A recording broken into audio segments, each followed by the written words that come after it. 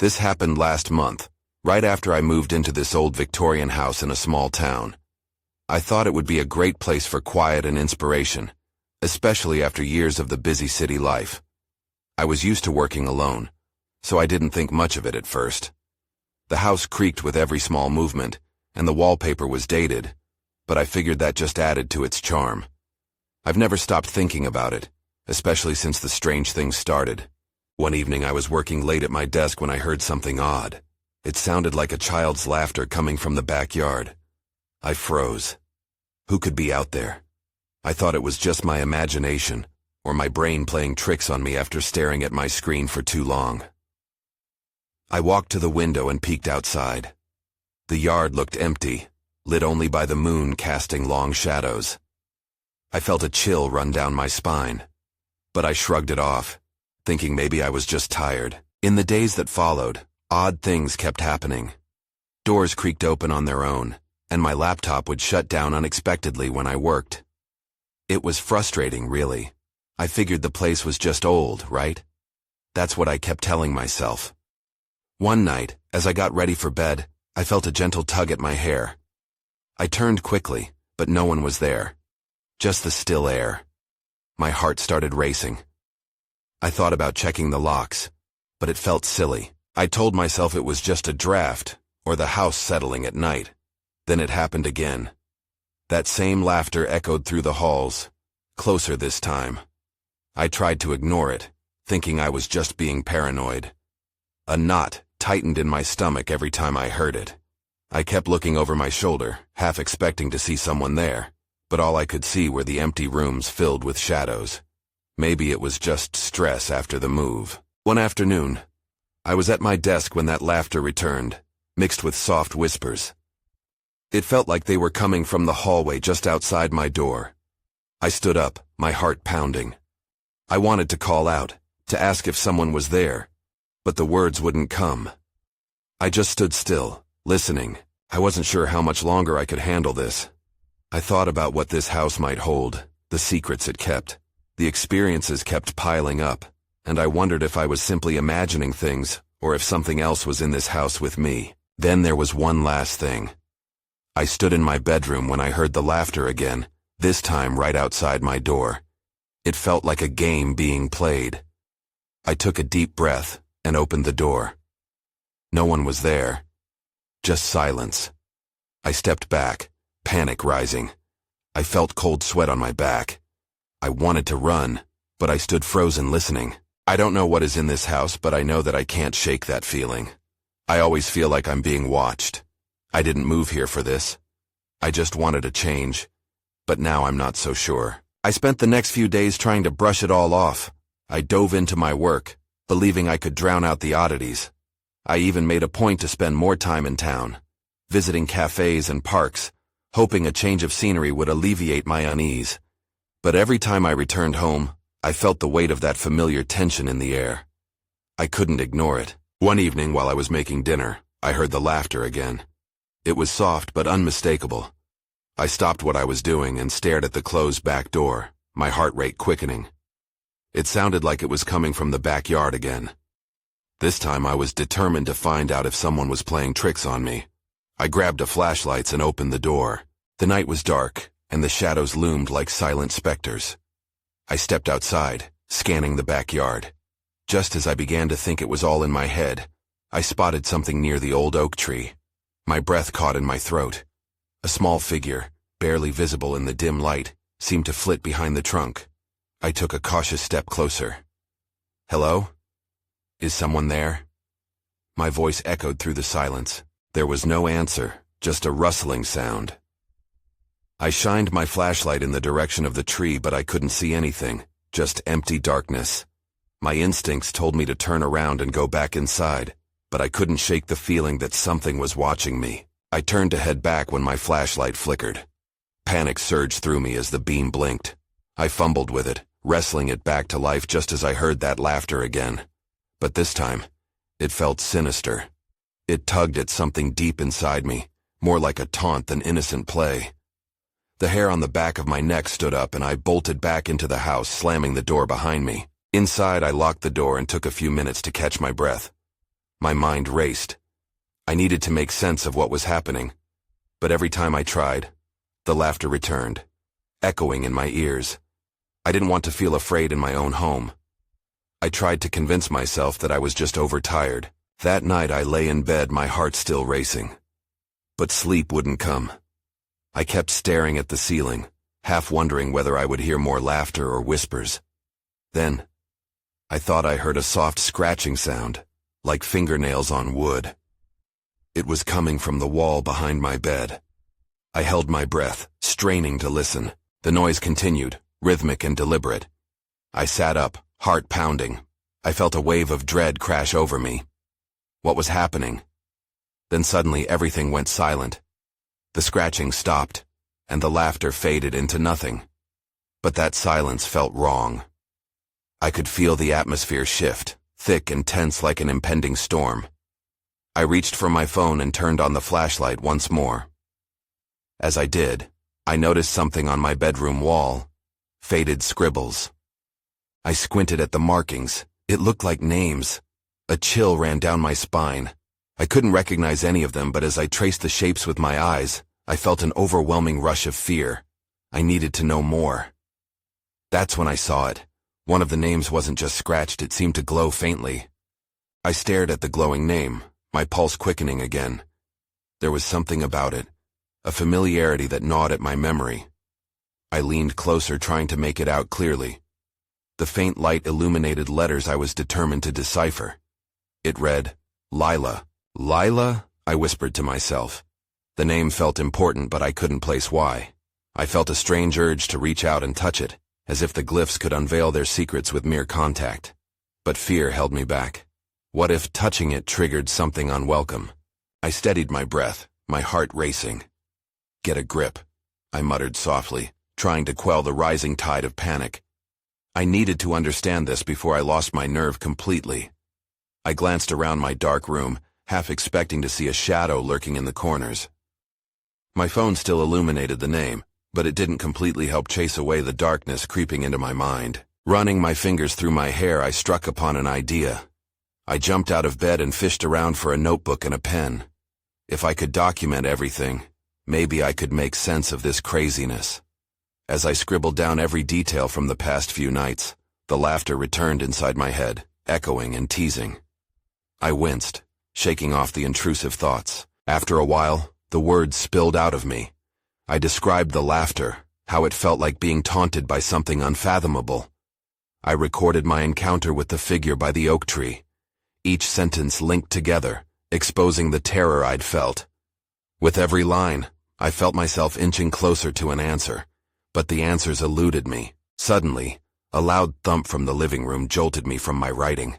I froze, gripping my pen tightly. Silence followed the noise, suffocating and thick. Come on, I whispered to myself.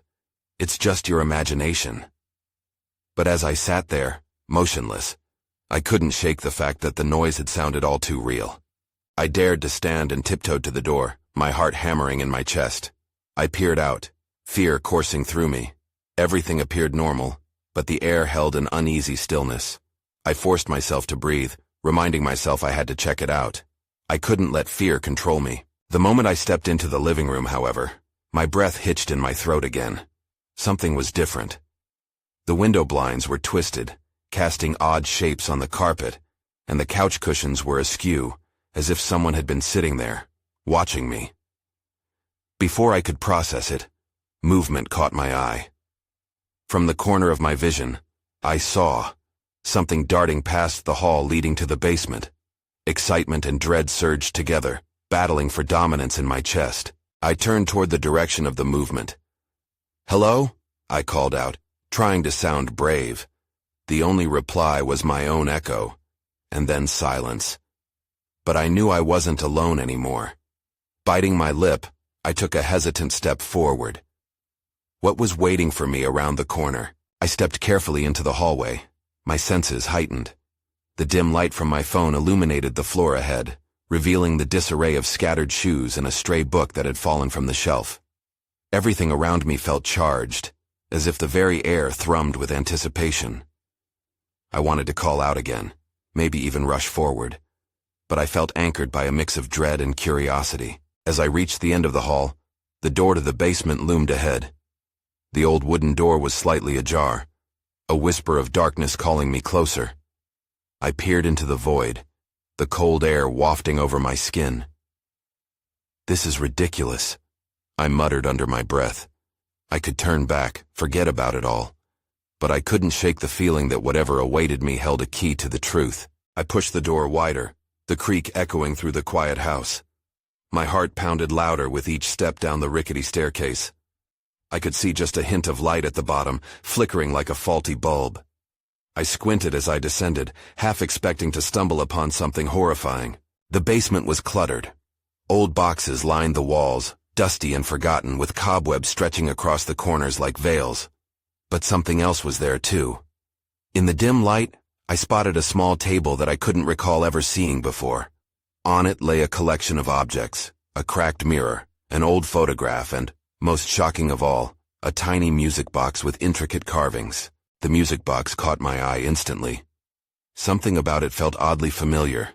I stepped nearer, the urge to touch it nearly overpowering. But as I stretched out my hand, I hesitated. Memories I couldn't quite grasp at the edge of my consciousness bubbled up, mingling with my unease. Then a soft thump sounded behind me. Panic surged through me. I spun around, heart thudding wildly. No one was there, just shadows creeping along the walls. My breath felt trapped in my throat, and I turned back to the music box. Perhaps this held the answers I craved. Cautiously, I opened the lid. A gentle melody filled the air, delicate yet haunting. As I listened, the music flowed through me, and within it, I thought I heard voices, whispering secrets I couldn't understand. I felt an overwhelming sense of nostalgia, a strange connection pulling at my heartstrings. That's when I saw it. The photograph on the table had shifted, as if a breeze had blown through the basement. I squinted, trying to make sense of it. It was an old black and white image of a girl, around my age, standing under the oak tree from my memories. I stumbled back breathless. "Lila," I whispered, heart racing. I had seen her before, and now she seemed closer than ever. I had to find out who she was, but a voice in the back of my mind screamed that I was treading on dangerous ground. Just as I turned to leave, the music box clicked shut on its own, plunging me into darkness. Suddenly, that feeling of someone lurking behind me returned with full force. I wasn't alone anymore, and whatever was down there with me didn't seem friendly. I stood frozen, shadows seeming to stretch and twist around me. My heart pounded against my ribs, and I felt the walls of the basement close in. The darkness felt alive, pulsating with hidden threats. I needed to get out, but my feet felt glued to the floor. Then I heard it again, a rustling sound, soft but unmistakable, coming from the far corner of the room. Cautiously, I turned my head, squinting to make out any shapes in the dark. The cluttered boxes blurred together like looming giants. I took a shaky step back and the floor creaked beneath my weight. My breath hitched. Were those boxes shifting? I took another step, and that's when I saw something glinting in the faint light. I leaned closer, heart racing faster. It was a small silver key, half buried in a pile of dust and old papers. It seemed so out of place. My fingers tingled at the thought of what it might unlock. "Focus," I whispered harshly to myself. I couldn't let fear drown my curiosity. I grabbed the key, shoving it into my pocket. I was about to turn back when I noticed the photograph again, still lying on the table. A sense of urgency washed over me. Who was Lila? As I turned to leave, I was startled by a loud crash from behind me. The noise erupted from one of the boxes, sending a cloud of dust swirling through the air. I whipped around, trying to see what had caused it, but my phone's weak light barely penetrated the thick darkness. "Hello? Is anyone there?" I called out, my voice shaky. I regretted it the moment the words left my lips. Silence swallowed my question, thick and suffocating. Then, in the quiet, I felt it. A prickling sensation creeping up my spine as if I was being watched. I could almost feel someone's breath on the back of my neck, hot and cold at once. I quickly turned, but there was nothing, only the disarray of forgotten things. Scrambling up the stairs, I put distance between myself and the basement. Bursting through the door, I slammed it shut, panting heavily. My mind raced. Why did I feel so uneasy? The key was just an object, but it felt pivotal. A hook leading me deeper into a web I didn't yet understand. I leaned against the door, trying to catch my breath, but my instincts screamed that I wasn't safe yet. The basement seemed to pulse with secrets, and I was far from finished exploring. I glanced over my shoulder at the closed door, the music box's melody still echoing faintly in my mind. Feeling a pull, I turned and ran up the stairs, the search for answers overwhelming my fear. Whatever lurked in the dark would not stop me. Lila's face flashed in my thoughts, igniting determination. I couldn't shake her memory, but as I reached the top of the stairs, something cold brushed against my arm. I froze. Someone, or something, was just behind me. I could sense it. My blood ran cold as I inhaled sharply, glancing over my shoulder one last time. That was my mistake. The door creaked ever so slightly, and this time, it wasn't just my imagination. I spun around, heart racing as I scanned the hallway behind me. Nothing, just the eerie quiet of my house, but it felt like the air was thick with presence. I shook my head, trying to clear my thoughts. I was definitely losing it. The fear was playing tricks on me. In the dim light, I crept toward the living room, holding my breath. The sudden rush of adrenaline made me feel alive and terrified at the same time.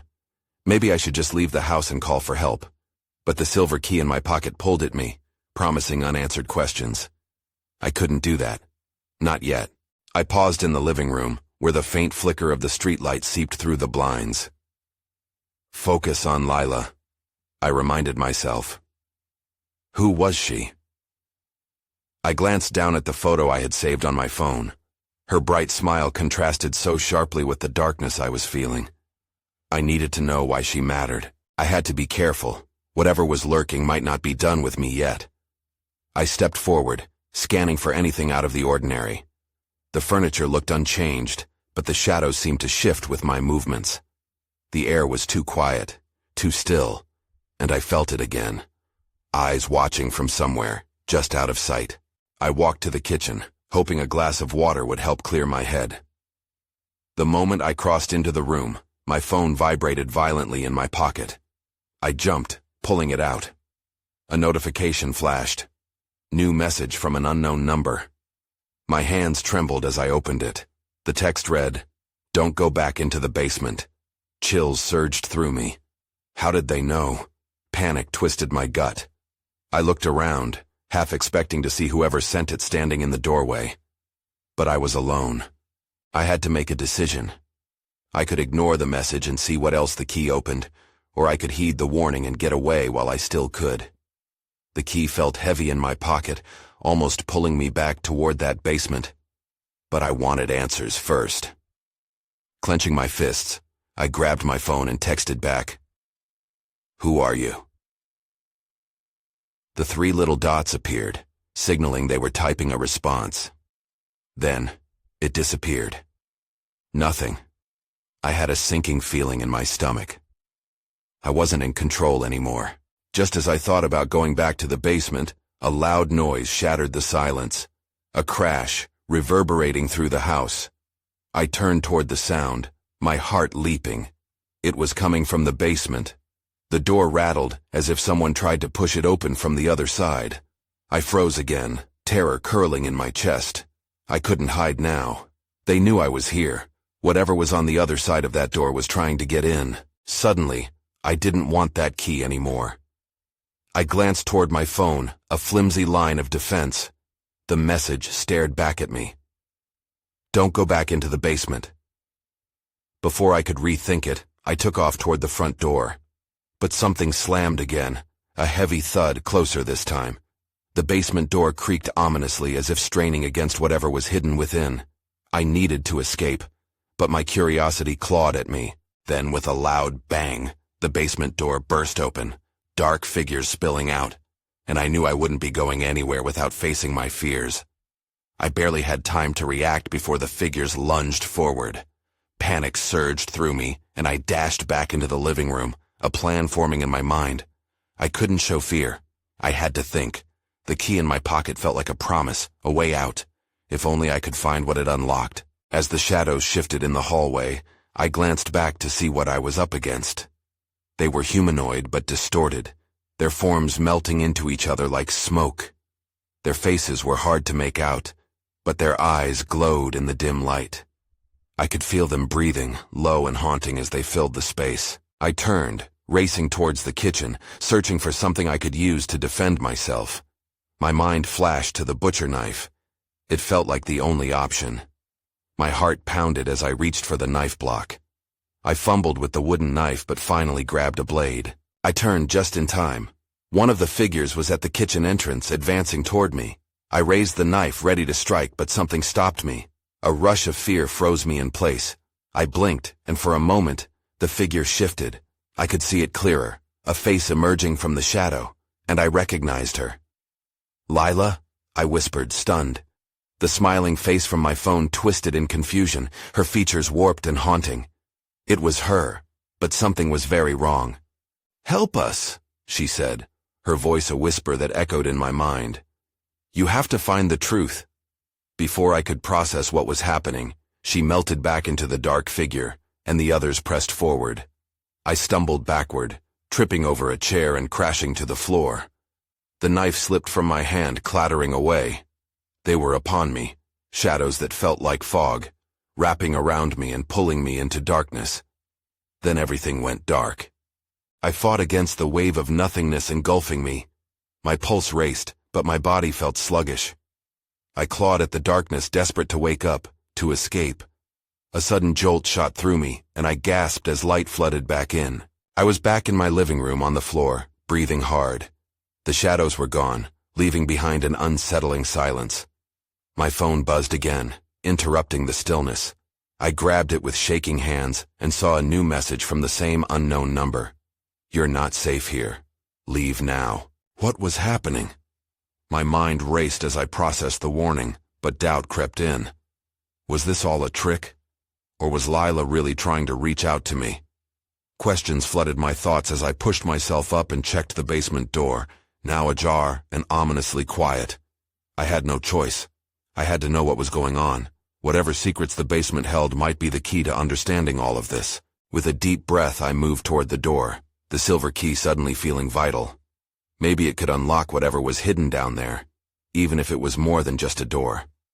"I'm coming," I whispered, feeling the weight of the key press into my palm as I crossed the threshold into the darkness of the basement. The air in the basement was cold and damp as I descended the steps, each creak echoing in the silence. I felt the key in my pocket, heavy and daunting, as I reached the bottom. The dim light bulb flickered, casting long, eerie shadows across the walls. Old boxes and furniture lay scattered around, some covered in sheets that looked like ghosts. I moved deeper into the room, trying to shake the feeling that something was watching me. The low hiss from the light bulb was the only sound, increasing my anxiety. My phone buzzed again, but I ignored it, too focused on finding answers. To my right, there was a wooden door, slightly ajar. My heart raced as I approached it, the air growing colder with each step. What was it hiding? I glanced back. The stairs were still clear, my only escape. Taking a deep breath, I pushed the door open. It creaked, revealing a small, dark space. A strange smell hit me, like damp earth and something metallic. Curiosity gnawed at me. I felt compelled to go in, despite the instinct screaming at me to turn back. Inside, I saw a small, old table. On it lay a stack of papers, yellowed with age. The top sheet caught my eye. It was a page of handwritten notes. I squinted, trying to make sense of the hurried scrawls. Names, dates, and strange symbols filled the page. I picked it up, trying to decipher it. Suddenly, a noise behind me made my heart leap into my throat.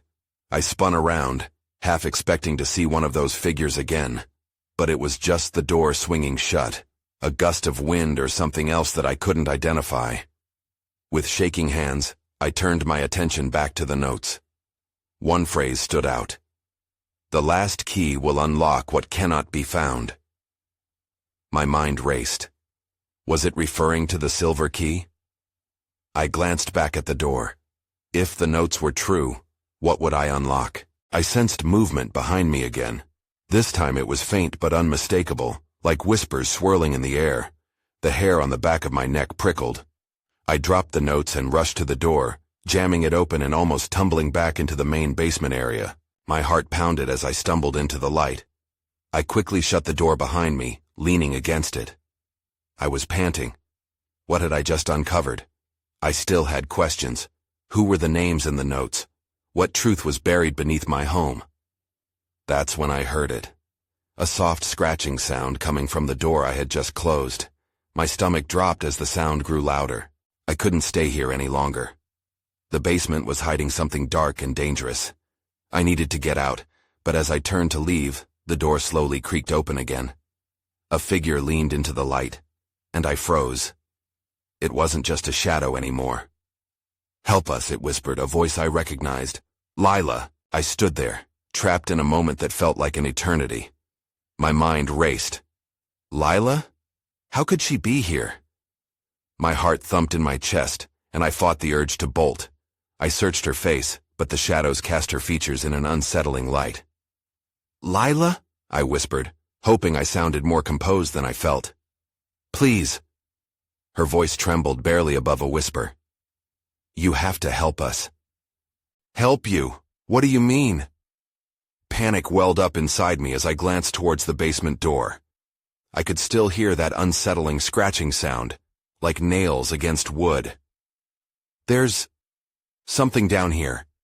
Something that keeps us trapped." Her eyes looked far away as if they were looking through me. "Trapped? Who else is down here?" I swallowed hard, remembering the notes and the urgency behind them. "Just listen." She stepped closer, her voice lowering. "The last key. It's not just any key. It's the key to everything. You must find it." The words hung heavy in the air. My mind flashed back to the handwritten notes, the mysterious symbols. Wasn't it all linked somehow? I wanted answers, but the fear clawed at me. Suddenly the scratching grew louder, more frantic. My instincts screamed that I needed to leave.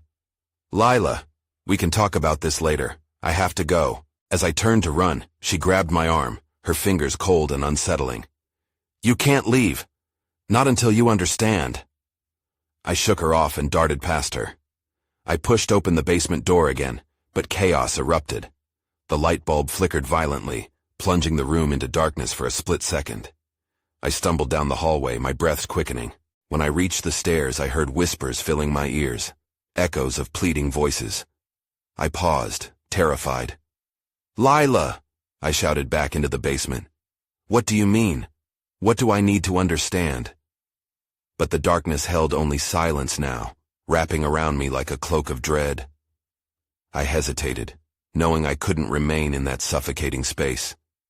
I bolted up the stairs and into the kitchen, slamming the door behind me. I leaned against it, swallowing down my fear. What had happened back there? The ticking of the wall clock seemed to fill the room with a heavy rhythm. I needed to think, to process all this. I rummaged through my pockets, and my fingers brushed against the silvery key. It felt warm now, almost alive. That's when I noticed my phone lighting up on the counter. I walked over hesitantly, a sense of dread creeping back. It was a missed call from my mom. Confused, I opened my messages instead. There it was. A recent text from her. "Be careful.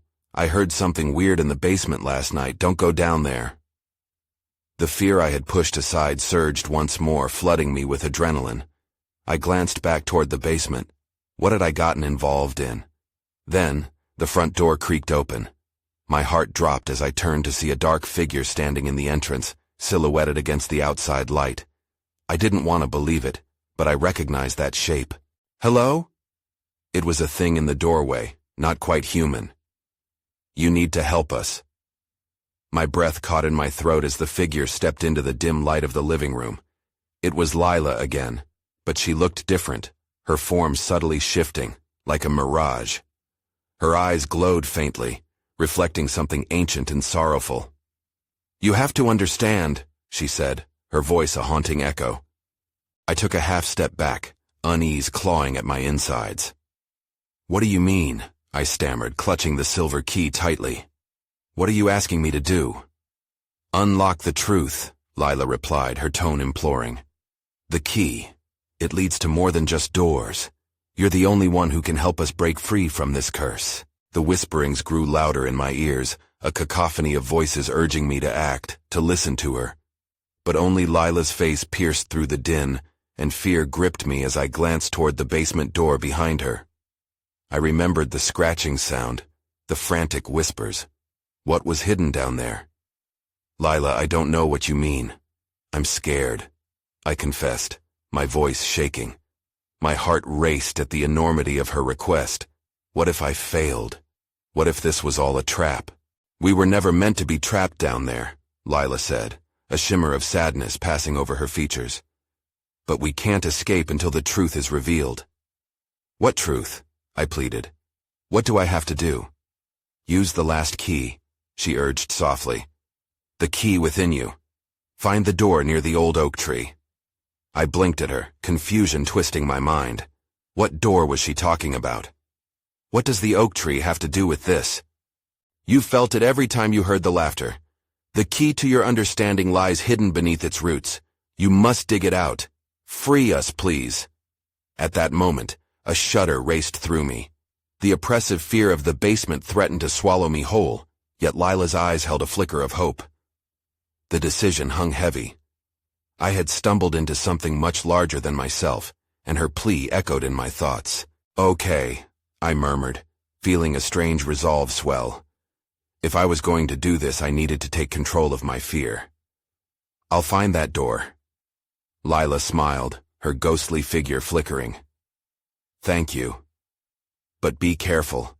Not everything that waits in shadow is friendly." Before I could respond, she began to fade, her form dissolving into the shadows of the room. "I'll be with you, guiding you."